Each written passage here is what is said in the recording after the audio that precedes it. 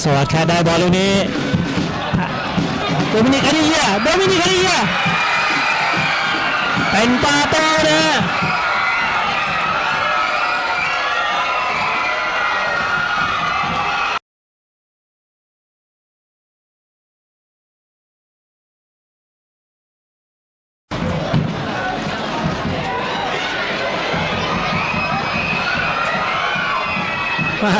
ลูกนี้วรพจน์สมัยจิตทำได้ดีฮะลูกนี้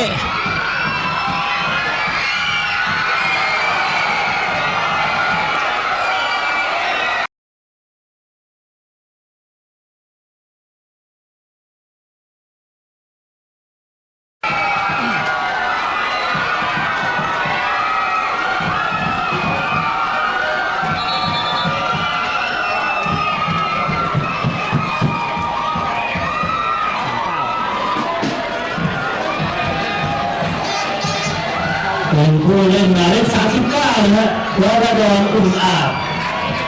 ทำประตูที่2ให้กับนครราชสีมา มาสด้า FC